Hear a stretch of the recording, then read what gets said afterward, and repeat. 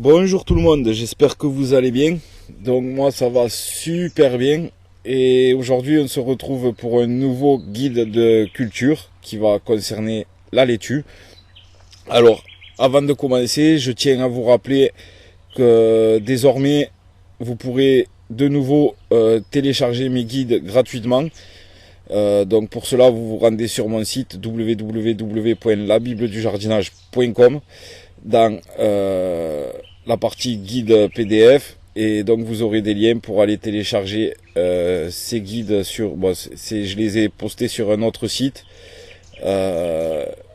où vous aurez un petit message publicitaire avant de pouvoir télécharger le guide, mais bon, au moins vous les avez gratuitement. Ensuite sur mon site, nouveauté, j'ai créé une boutique où vous pouvez retrouver une vingtaine de produits pour le jardinage. J'en rajouterai au fur et à mesure que je trouve des produits intéressants. Donc n'hésitez pas à aller la visiter. J'ai essayé de mettre des prix vraiment très attractifs. Donc n'hésitez pas à aller voir ça. Et dernière chose, également sur mon site, j'ai créé une newsletter sur la page d'accueil. Il vous suffit de rentrer votre email et comme ça vous serez informé automatiquement dès que j'ai des codes promo pour les sites de mes partenaires. Vous les recevrez par email directement, ou des codes promo, des bons plans, des astuces. Vous recevrez tout ça par email. Donc c'est parti, on attaque avec une présentation. Donc la laitue, c'est un légume feuille qui fait partie de la famille des Astéracées. Alors c'est une plante annuelle dont certaines variétés qu'on va semer à l'automne peuvent être cultivées comme bisannuelles.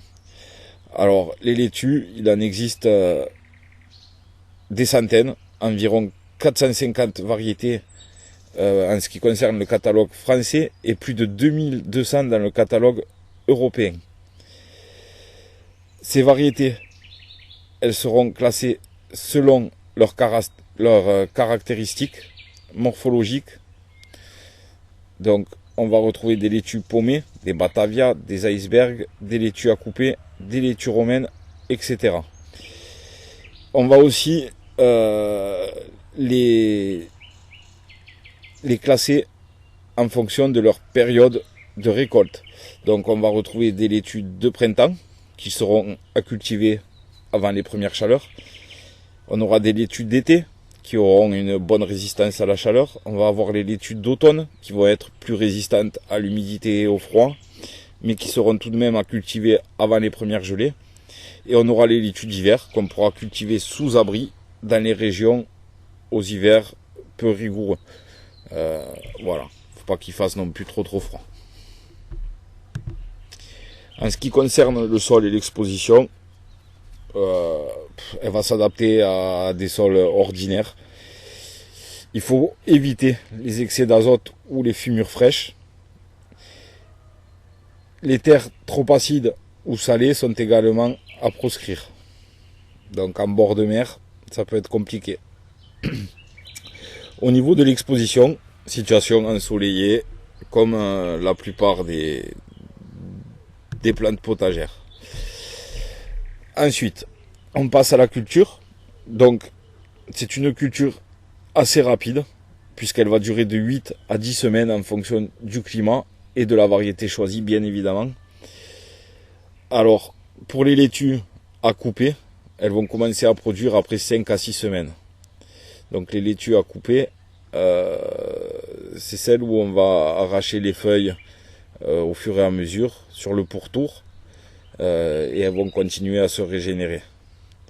Les laitues d'hiver qu'on va semer à l'automne, elles ne se récoltent qu'au printemps suivant.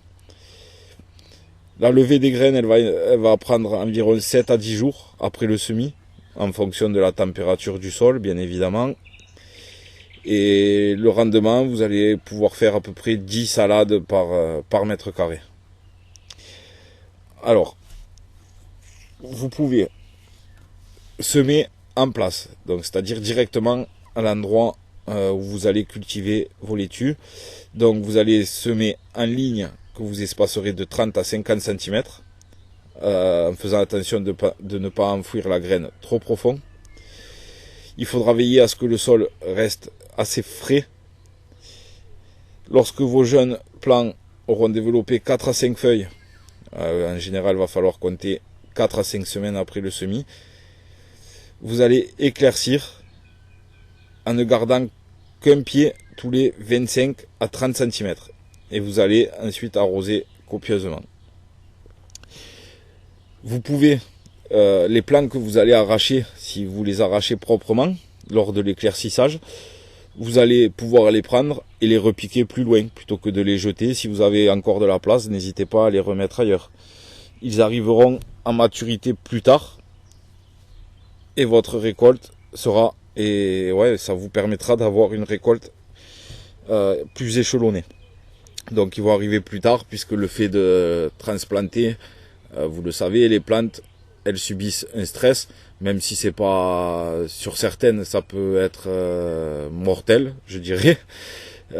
Sur les laitues, sur beaucoup de plantes, le stress va juste faire qu'elles arrêtent leur croissance, mais il n'y aura rien de grave. Donc le fait que si vous prenez ces jeunes plants lors de l'éclaircissage, ils vont être stressés, vous les plantez ailleurs, ils vont arrêter de grandir un petit peu, et donc vous aurez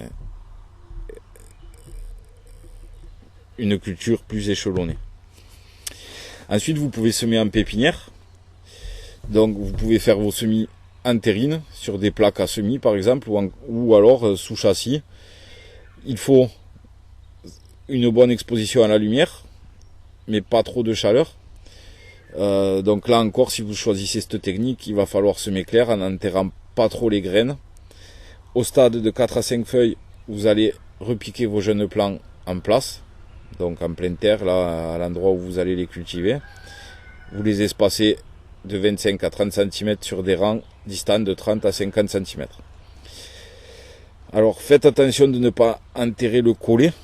Le collet, c'est quoi? C'est le point de séparation entre les racines et le feuillage. Veillez également à laisser vos plants flottants, c'est-à-dire non serrés justement au niveau du collet. Pour finir, vous allez arroser copieusement, mais délicatement, pour que la terre se mette bien en contact avec les racines, qu'il n'y ait plus d'air, quoi. Donc vous arrosez beaucoup, mais doucement, avec la paume d'un arrosoir par exemple.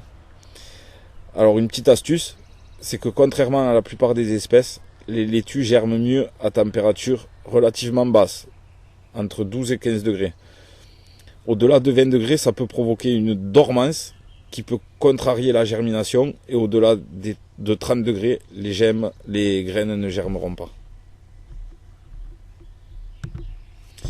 Donc si vous voulez faire de la laitue, cet été, là je fais cette vidéo, on est le 21 mai, si vous voulez faire de la laitue cet été, il est encore temps, profitez-en. Je pense que vous avez encore un petit mois, ou alors on va vite arriver dans des températures assez chaudes, donc vraiment si vous voulez en faire, faites-le maintenant, quoi. Alors la laitue, elle va être exigeante au niveau des arrosages, par contre, surtout pour les cultures en pleine terre. Donc tous les jours, faudra venir arroser la laitue. Si vous faites un mauvais arrosage, ça peut provoquer des à-coups de végétation.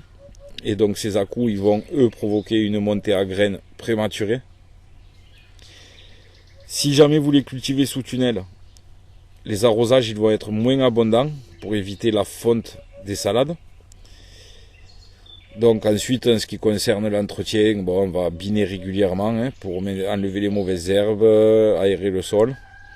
En cours de végétation, vous pouvez procéder à 2 apports en engrais coup de fouet, en respectant les dosages. Donc il y en a qui vont me dire non, pas d'engrais. Il existe des engrais biologiques. Croyez, quand vous achetez du bio dans le commerce, il y a de l'engrais aussi, croyez pas. C'est juste que ce sont des engrais biologiques, donc qui peuvent ensuite qui permettent de vendre les plantes sous le sigle AB. Ce n'est pas obligatoire d'en mettre, mais vous aurez certainement des salades plus jolies au final. Pour finir, on va surveiller les attaques de pucerons, mais aussi celles des insectes du sol tels que les limaces, les vers blancs. Vous pouvez mettre les limaces, elles raffolent des laitues, donc vous pouvez mettre des pièges à limaces si jamais vous voyez que vous êtes attaqué.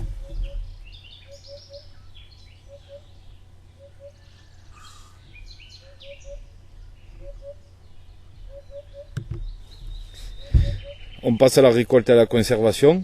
Donc on va récolter au fur et à mesure des besoins en sélectionnant chaque fois les salades les mieux formées.